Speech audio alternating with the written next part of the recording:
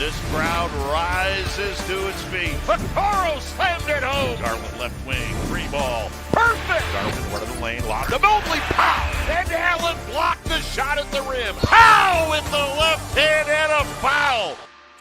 Welcome to the Chase Down Podcast, part of the Cavs Media family. I'm your host, Justin Roan. Support for this podcast is brought to you by Fubo TV.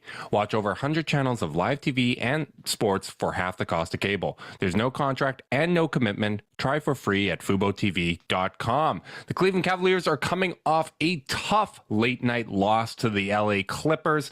Very frustrating game, but you know what? Sometimes those tired legs just get to you, and we're going to be playing with some tired legs today as well.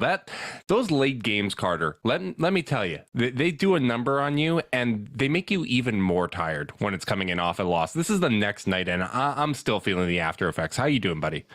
If a game ends after 1 o'clock Eastern time, did it even happen? You know? Man, not I am really. wiped.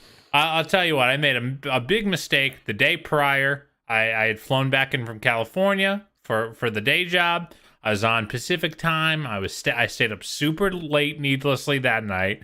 So I'm on 2 nights in a row of like 4.5 hours, 5 hours of sleep. And I'm out on my feet right now, Justin. I can't be held accountable for what I say on this podcast. I like setting this up with the excuses on the front end. Immediately. Because we misspeak a fair amount on a good day. And this is probably going to be one of those podcasts. But you know what? That's okay. The one thing I didn't want last night to come down to was overtime. I had real fear about overtime. Like I wanted one of those shots where we have a chance to win the game. We're up 1, you take a 2-pointer or something like that. Take a step back, just get a shot up in the air where the result is going to be found out in moments. I did not need more time that night. But another fourth quarter collapse kills the Cavs in this one. We've seen this a little bit recently, where even against the Lakers, you know, you had some of the backups kind of have a fake comeback there. This game actually was more reminiscent to me of the game against the Wizards, where that was a back-to-back, you know. Z-Bag was fumbled. Yeah, back-to-back, some mental mistakes down the stretch, and allowed a good Clippers team who I saw some of the Clippers beat guys tweeting this out last night, but for the first time this season, the Clippers kind of look like themselves again after kind of looking deflated to start the year. I don't know if that's one of those situations where just because you thought you had Kawhi Leonard back and then all of a sudden he's out again and you're kind of deflated as a result of that. But Paul George was fantastic. The Clippers looked tired at times as well last night. But they had a good game plan and they came out and made things difficult for the Cavs. I would describe that game as silly. It just all felt a little silly, felt a little light, a little unserious at certain times. You know, I think, you know, both teams on their third game in 4 nights, both teams shooting the cover off the ball, but not playing, in my opinion, the most aggressive, conscientious defense that you'll ever see. You know, I think we always attribute dead legs and you know, mental fatigue to the offensive side of the ball. I don't think we do it enough to the defensive side, because even when the Cavs were up 14, I was like, I don't really think they've played that well. Like Donovan Mitchell, you know, he was not getting into the lane much. He was a kind of a 3-point line to 3-point line player in that game, and that's fine because he hit 8 threes, so that was pretty nice. But you know, I just think ultimately neither team looked particularly good to me. And to be clear, I'm not. I hope this doesn't sound overly critical, because what I'm trying to say is, this stuff happens at least a couple times a season, and often way more than that over the course of an 82-game season. And I kind of feel like there was a lot of folks who on Twitter were, you know, upset with Garland in the fourth, and sure, he didn't have his best fourth quarter, and upset. But like ultimately, I just kind of go back to like, I just don't think either team really had it, and they were just kind of playing basketball out there. And I didn't want to draw a ton of hard conclusions, given the weirdness of the game.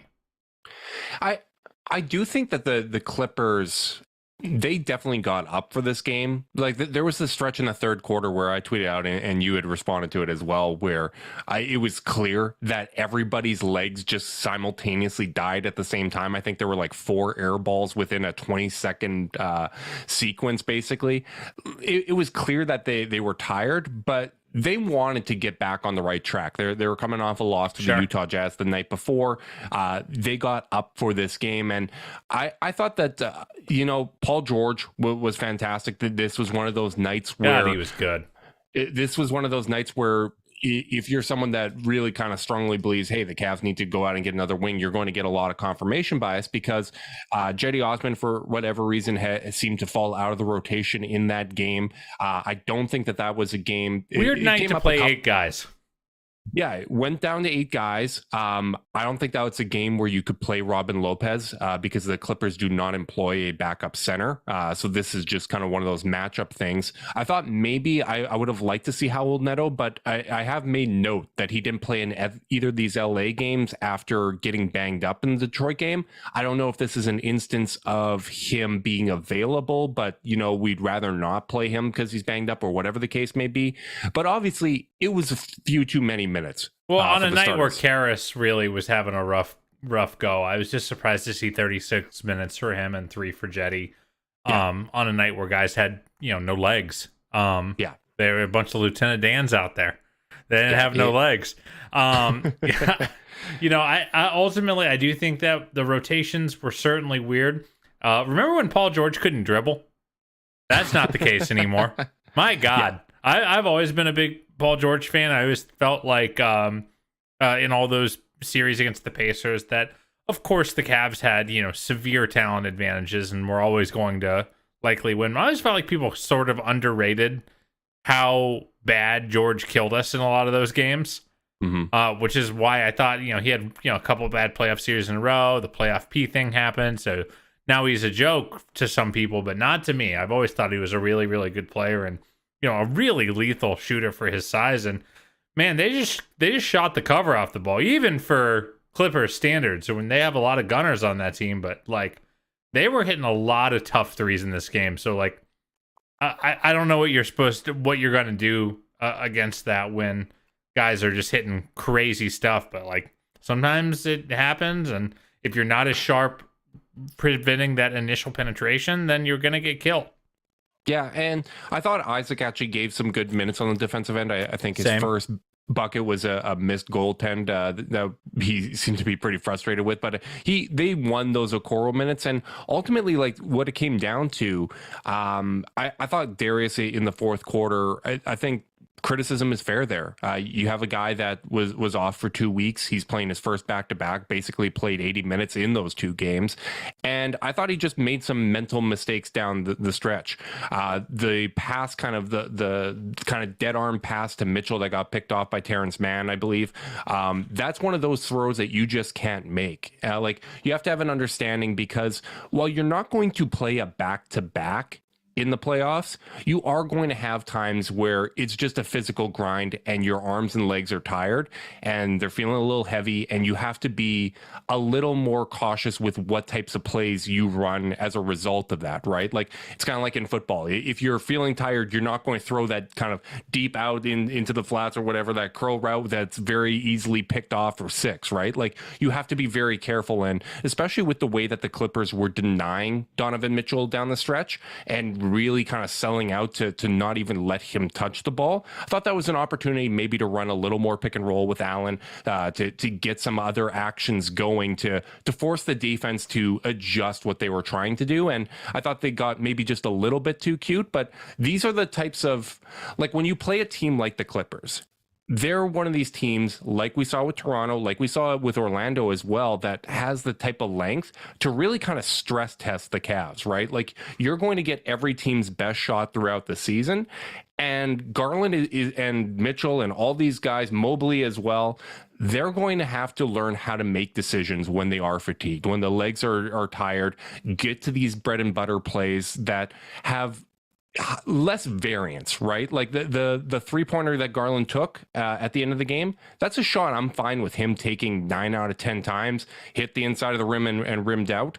But for that situation, you have to have a little bit more situational awareness. And I would expect him to be frustrated with himself and to bounce back from this game and to learn from the experience. But all in all, it just wasn't a good fourth quarter for him. Yeah, I mean, ultimately, I think like you can lay a lot of the problems with the Cavs at Darius in the fourth, but really, I think our friend of the pod, Steve Jones, said it best on Twitter while he was live tweeting the game. He said Cleveland went into the prevent offense entirely too early. Yeah, they were, and he says here that the tempo has been slow. Action's not starting until 14 or 15 on the clock. I think that might be being charitable. There were a lot of times where, and they were not sprinting through their actions even then, and while I think their late game execution has generally been excellent, I think that this is something that you can throw as a general criticism at the team. I think that, as you mentioned, the Wizards game, which, by the way, I'm so fried that I was looking at the notes. I was like, did we have a game like this against the Wizards last year that ended this way? I was like, oh, the one we were at like 3 weeks ago. It happened in the Wizards game. On ESPN against Boston, Van Gundy was constantly hollering for them to get to their sets earlier. They went to the prevent against Boston in the fourth as well. So I do think it is becoming not like a problem, but at least a noteworthy trend that this team, when they get up, they kind of stop running their stuff. They take a little too long to get into it. And I hope that they kind of take that as an example to, instead of saying, let's just wait out the clock. There have been times where they've done the inverse, where they've stepped on the opposing team's throat and ended it. A flurry of well-run offense to take that 12-point lead to 19, and then it's over. And I hope that they're actively kind of seeing those trends and going, oh man, it's not just that we miss shots and I don't know if you want to talk about the last 2-minute report where. Oh, I'm getting there. Don't worry. Well then I'll save my take for when you get there. Yeah. Well, considering the game was played in Hollywood, I'm going to borrow a line from Whiplash and say, not quite my tempo.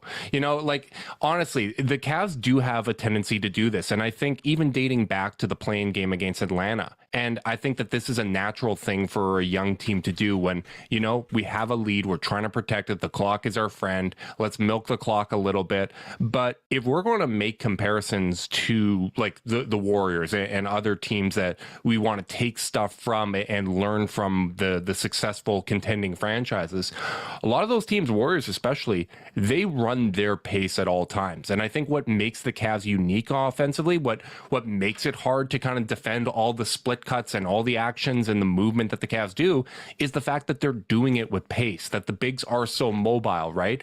When you slow the ball down and you're really only running one set or one action, it's a lot easier to defend. You're letting the defense off the hook, where if you're still playing with a little bit of pace, maybe you're not getting a shot off in the first 8 seconds. We don't need to play 7 seconds or less basketball here, but maintaining that tempo, maintaining your identity, and forcing the other team to adjust to it, I think is really important. And that's one of those lessons that you need to learn over the course of a regular season. That's something you learn with experience, and that's the advantage of no longer being a team that's overlooked, that every single team is going to bring their A game to you, is you're going to get tested in different ways because all these rosters have different constructions. And the Clippers are a perfect example of a team that can throw a lot of different looks at you. Ty Lue is a great defensive coach. I think he made things a little difficult for Darius at the start of the game. Darius adjusted well, I would say, in the second and third quarters.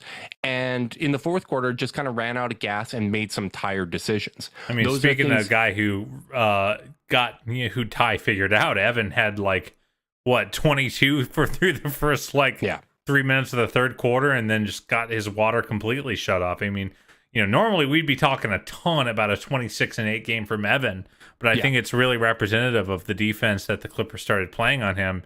And frankly, I think the Cavs kind of stopped running as good of offense, but the fact that he just kind of went away. Yep. And making those decisions when you're fatigued, that's one of the kind of hallmarks of these contending teams. And I mean, I'm not going to sit here and complain when you're 8-2. Nope.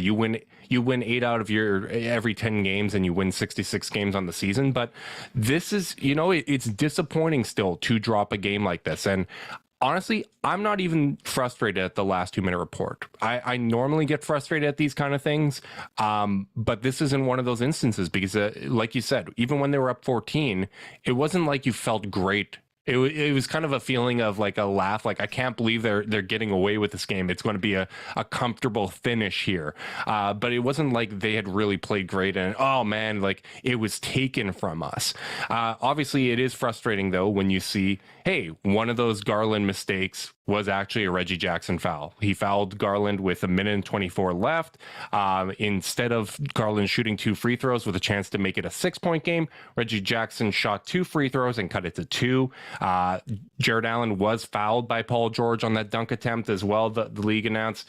And I cannot believe the Clippers tweeted out that sequence. Oh my God. I can't believe they tweeted out that sequence. Allen was fouled by George. Again, they were down 2 at that point. Could have been up 6. Frustrating with the Garland aspect of that. But then they get the transition foul instead and tie the game ultimately. Which, after those plays, you still have a chance. It's a tie game. You have the opportunity to go out and win the game. It's frustrating. Either of those getting called correctly probably swings this result, but ultimately you put yourself back into this situation. So it's hard to sit here and blame the refs when there's a lot of mistakes here. And honestly, there's things that, some of these habits, some of the mistakes that they've made have been trends that have happened in previous games, and it just hasn't come back to bite them. So I think sometimes a loss can be good to kind of reset your focus a little bit and get you to value possessions a little bit more.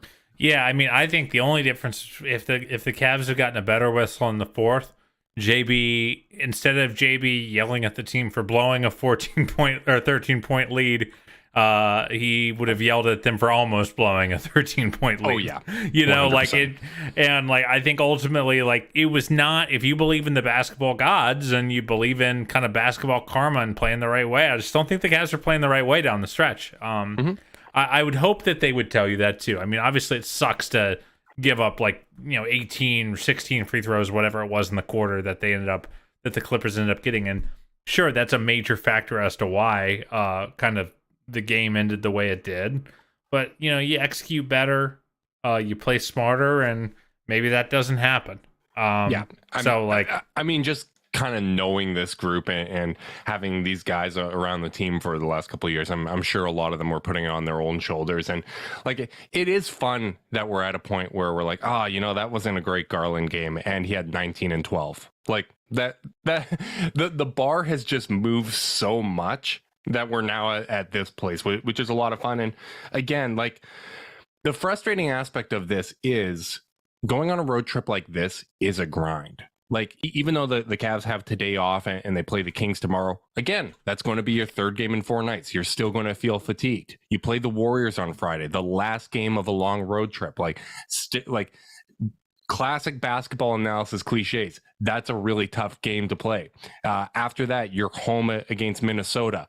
That sucks because you only have the 1 day off. You fly to Cleveland. It's not really like your home because it's only the 1 game before you travel to Milwaukee for Wednesday's game. So, this team is going to be tired probably for these next couple of games. You're going to see some fatigue. And we're going to see, do they make the adjustments? Do they learn some lessons from this Clippers game? Because they're going to have to. You're not going to have the same legs that you had at other times. And these are the types of opportunities throughout the regular season that can really build chemistry. It can build character. It can expose some weaknesses that you have to address and work on. So I'm really interested to see how the Kings game goes. The Kings just got robbed, had a last-minute report loss again. They've had back-to-back ones, so they're probably looking to get on the right track. The Warriors are looking to get on the right track. All of these teams are going to be giving you their best punch, and of course, the Minnesota one is fascinating for obvious reasons. Absolutely. I did want to, just real quick, got an interesting question in the chat from our boy Joe Collar. Shout out to Stowe. He said, I know we had some dead legs, but have you guys noticed a lot of late game turnovers from the Cavs? And while you were pontificating, I looked it up. In the first half of games, they are 23rd in the league in turnover rate. And in the second half of games, they are 23rd in the league in turnover rate. So that one might be a little bit more anecdotal. Obviously, we can dig, but I thought that was a noteworthy question because sometimes, our eyes can lie to us. Honestly, or we can... I would have guessed the same thing, and maybe that's because those late game turnovers just carry more weight. Yeah, they carry more weight. They're more consequential to the outcome of the game, so you feel that. But in the fourth quarter, they are 23rd in turnover rate. They are remarkably consistent. My God. I saw someone was questioning if the Knicks are simulating the season because they're like 15th in every single metric. Yes, and they're undefeated against under 500 teams. They haven't won a game against over 500 teams. Unbelievable. This feels like another one of those instances where it feels like a statistical impossibility there. Yes. So yeah, I'd like to see. And especially now that the winning streak is over, like the minutes do need to be a little more evenly distributed. You don't want Darius and Donovan playing 40 minutes a game, and hopefully Neto is okay. It was listed as a coach's decision, not injury, so we'll see if we maybe see a little bit more of him against Sacramento. I don't know what happened with Jetty Osman there. Obviously, there must have been some sort of disagreement, or you know what I suspect it was. Sorry to cut you off. I think Isaac just took Jetty's minutes and it discombobulated the rotation a little bit. I think that JB kind of wanted to match minutes with Isaac with Paul George after Isaac did a good job on him, and I don't know if it maybe he felt like he did a good job of slowing down George too, kind of in the middle of the game for sure. So like I don't suspect this is necessarily like a doghouse thing, but maybe just a kind of a decision. Maybe I feel like JB was kind of just feeling the game out with his rotation this time. Like obviously we don't know, but that's the way I took it. Before we move forward though, should we talk about Evan? Because my God, he was very, very good to start that game. Well, Evan was very, very good, and I do want to talk about that. But the support that we receive from Zoom is very, very good, Carter. Good Support for this podcast and the following message comes from Zoom. 500,000 businesses connect using Zoom, a single platform for phone, chat, workspaces, events, apps, and video. Zoom enables real-time collaboration for teams around the globe. Zoom, how the world connects. And Evan Mobley, man, he was connecting on jumpers. He was connecting on just about everything against the Clippers. It was fun to see a coming out party, and this was kind of what we were hoping we'd see a little bit more of. That now that Darius Garland is back, you saw some of those kind of easier lobs that very few players are able to create shots the way that Darius can.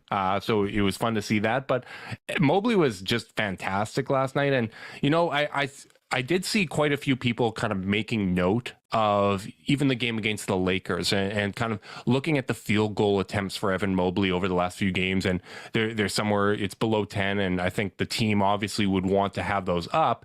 But I never feel like Mobley isn't in the game, right? Like he's getting a lot of touches. He's involved in the offense all the time. It's just I think where you want to get with this team eventually is the point where everyone's getting involved, everyone's getting touches. And if you have the matchup that night, if you are able to take advantage of your kind of one-on-one matchup or a switch or whatever the case may be, you go out and do that. And Mobley absolutely did that against the Clippers. And that's something I definitely want to see more of. Yeah. I mean, I thought he was super opportunistic. I thought anytime Zubac was out there, I thought that the Cavs were able to generate really clean looks against him with using Mobley's mobility. I think that the best part of his game is the one dribble post hook right now. Yeah. I think that thing is about as automatic as it's been, offensively, that is. I think that he still gets himself into trouble when he's I think they might have to institute like a you're not allowed to bump a guy in the post more than 3 times on a given post up, because his balance starts to get thrown off. You start to see, and what he ends up doing in those spots is trying to draw the foul. And I think some of like the more wild misses we've seen from Mobley has been him looking to draw contact, draw a foul. And if you're off balance, you're not going to get rewarded for those, right? Yeah. Like that was something that we had talked about even in the Toronto game, right? Where you kind of gauge, okay, that's called as a foul, but this isn't. And so often that has more to do with how set you are and how strong you're going up. And yes, there is contact, but if you're off balance and they're getting you across the arm, refs are going to let that slide a lot of the time. So making sure that you're actually stable and just recognizing that there's a lot of talent, there's a lot of playmakers around you. So if you give the guy 2 bumps and you don't have great position and you don't have great footing, kick it out, reset, right? Like you're going to get another opportunity here. Absolutely. I also think that the longer the post-up goes, the more he tries to pivot his way into a clean look. And I just don't think the footwork's there for him yet. As in terms of his ability to kind of, pivot his way into an angle. Right now, he kind of does as someone who likes playing in the post myself, I'm no stranger to that one pivot too many where you end up just going chest to chest with like 3 dudes and you're like, I'm out of real estate. So like that stuff. I'm very shocked to hear that you're a black hole in the post. Absolutely, I am. I ultimately think that like that stuff isn't there yet, but like I thought this game was especially early on, was him focusing on the things that he is so good at. The face up drive into the turnaround, the post turnaround, finishing as, filling space really, really well as a cutter and a rebounder to get putbacks and lobs. They really did not have a lot of answers for him early. And I really do think that's why I was disappointed with the fourth quarter offense, because, when they ran sets, when their bigs were slipping screens or making that contact and generating favorable switches, and the Cavs really worked to get them the ball with enough time to actually do something with it. I thought Jarrett and Evan were both feasting or generating really, really good looks for everyone. I know Jarrett only had 10 in the game, but I thought his 3 assists were all very meaningful. And I thought that the whole mechanism worked when they were able to get the ball to their bigs on the inside, and they just kind of stopped doing that. Yeah, and I don't know if it's so interesting to see what fatigue does to decision making, because I don't know if it's hey, we're not dumping it into Mobley at the high post because we don't really feel like kind of running and getting into those passing lanes for him to create, right? Like I would have liked to see more of it though, because you got to work. You got to run super hard. You got to cut super hard. You got to slip super aggressively. Like if you do any of that at 70% speed, they're just going to be able to. They just either will cancel their switch or easily get in position before you beat them. Exactly, and that's what we're talking about as well when we're talking about playing with tempo, right? Like it doesn't necessarily mean pushing in transition. It's okay. We've crossed half court. Now we're going to really give a burst in our sets, right? Like we're going to run through like all these screens. We're going to do all of these actions with purpose, with tempo to actually make something of it, rather than something where the defense isn't really forced to react, right? And you look at even the fourth quarters against Boston and some of these other good games that have come down to the wire and the Cavs have pulled off. Evan Mobley getting touches in the fourth quarter, not necessarily shots, but offense flowing through Mobley and taking advantage of his size and his skill and his playmaking and vision. Like that has been an important ingredient in the Cavs' success. And I would definitely expect them to try to build upon this performance from Mobley and to continue to get him going, because as we look forward to the rest of the week here. Can I say one thing before you move forward? One little soapbox.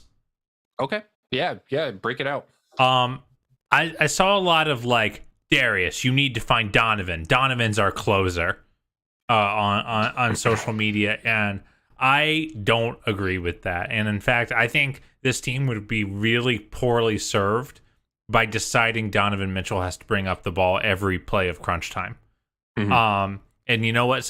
Maybe it wasn't Darius's game exactly, but going into the fourth, he'd had a perfectly good game. It's not like he'd been throwing up bricks all night. No. So like, I think that I hope that they don't take that.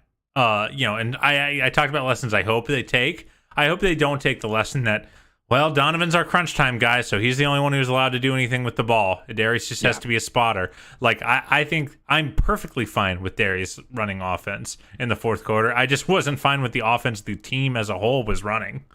Yeah, and honestly, like, when a defense is cheating to deny Mitchell the ball and really, like, trying to make sure that he doesn't beat you in the fourth quarter, I know I'm repeating myself here, but running other stuff and other actions that don't necessarily involve him is the best way to eventually free him up, right? Like, that's what the Warriors do, right? Like, Steph Curry is their crunch time closer, but Draymond is initiating the offense, and you might see a two-man action with Clay and Draymond, because what that forces the defense to do is going to enable Steph, as one of the best off-ball players ever, to get free and to get some looks. And I think when you have Garland, LeVert, Mobley, and Allen out there in particular, or even Kevin Love, you have enough weapons out there that if two defenders are really occupied on Donovan Mitchell, you should be able to attack that defense 4-on-3 and force that defense to open up and slip up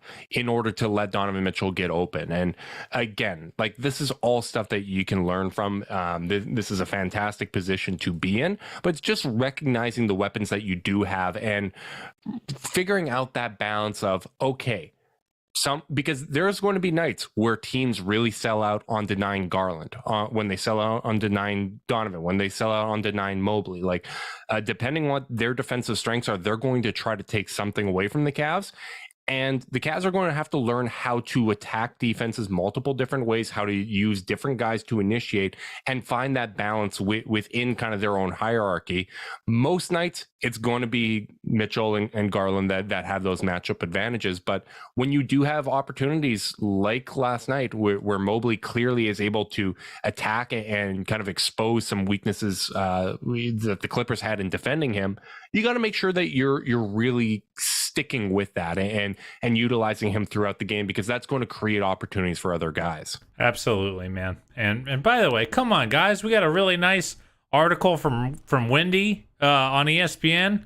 Can't lose leading into that. It was such a good vibes article. It really got me, back in the positive swing of things after a somewhat grumpy and silly evening. So, I do think, this does happen in the league all the time. Teams lose games they shouldn't. Bucks lost to the Hawks last night too. It's kind of fun that our two losses of the year are by a combined 5 points too. Absolutely. Against good teams. Absolutely. So, like, would it have been more fun if we had won 9 in a row? Yeah, of course. But, like, that it's a long road trip. If they go ahead and take care of business again in Sacramento, and I know Golden State hasn't started off well, but if they, I'm going to be afraid of them. If they can go ahead and close them out too, and have a 4-1 road trip with 3-1 on the West Coast swing, that's doing good business as far as I'm concerned. Yeah, and if you're going to have one of these games that you drop that you should have had, it's always better when it happens against a Western Conference team, right? Like, it doesn't count for double in the standings. You've got a lot of kind of these important matchup games already in your back pocket, especially those two against Boston. So, that's not the end of the world. But looking at these next 3 games, Carter, I want to know, because our next podcast will be Monday evening after the Minnesota game. I apologize in advance. My voice is going to be destroyed because I'll be attending the Western Conference Finals, where the Bombers are going to take down your boy Nathan Rourke, Carter. Never. Go Bob Kitties.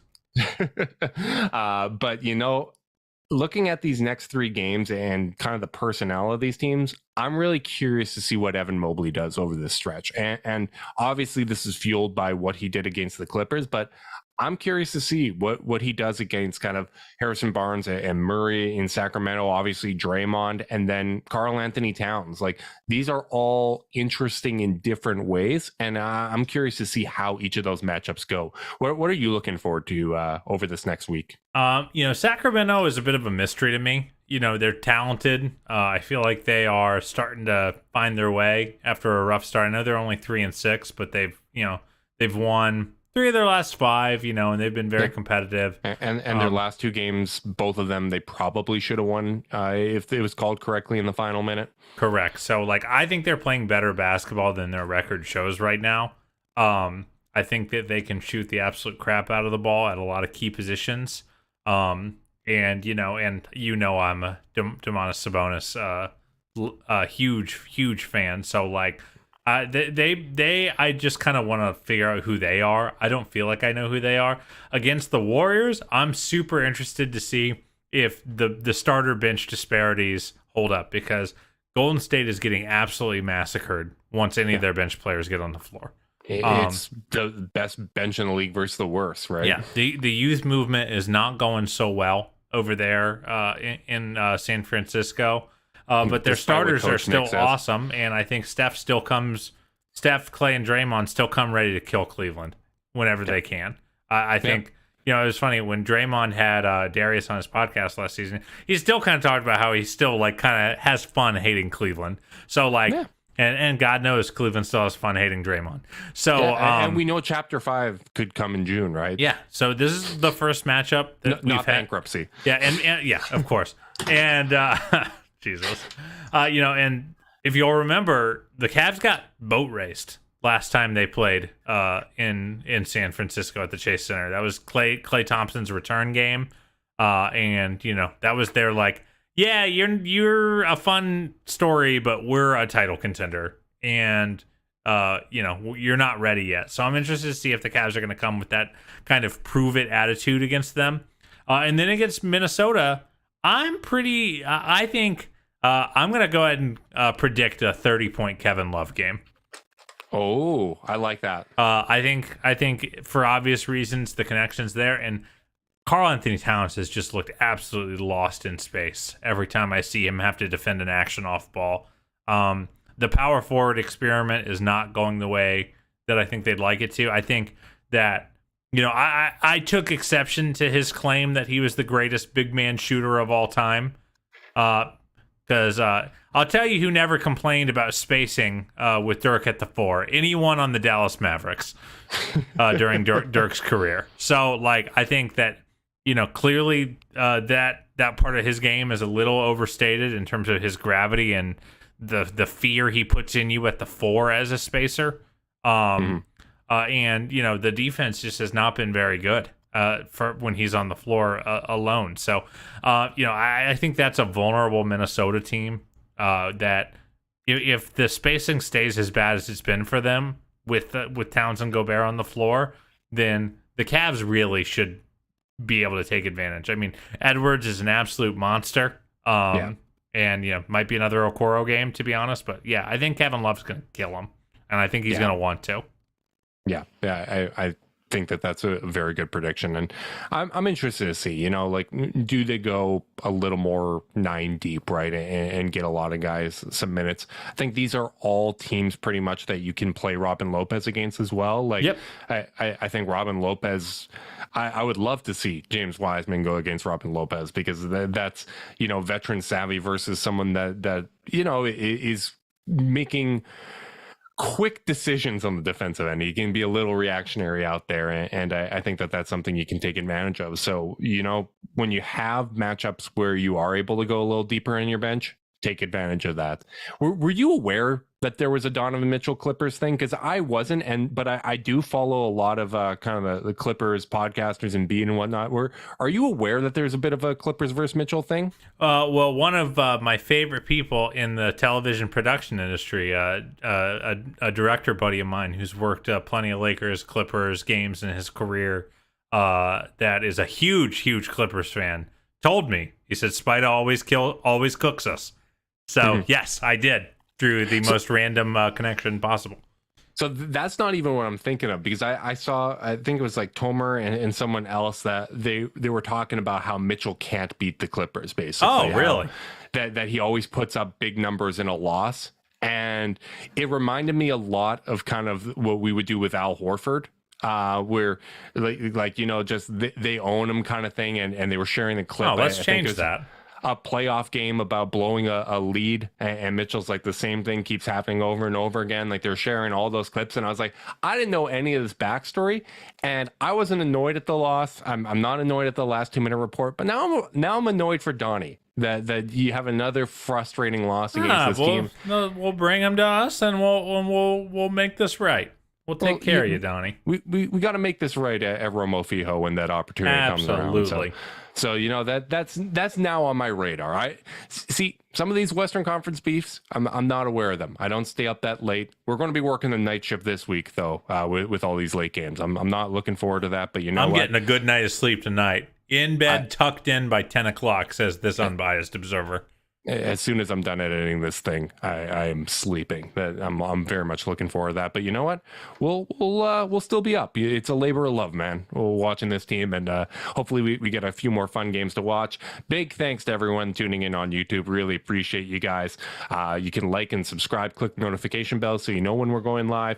If you're listening via podcast and you want to support us, leave us a rating, leave a review, subscribe, unsubscribe, resubscribe, and help cook those books. If you want to be a part of the Chase Down's exclusive Discord chat, send a screenshot of the review to chasedownpod@gmail.com.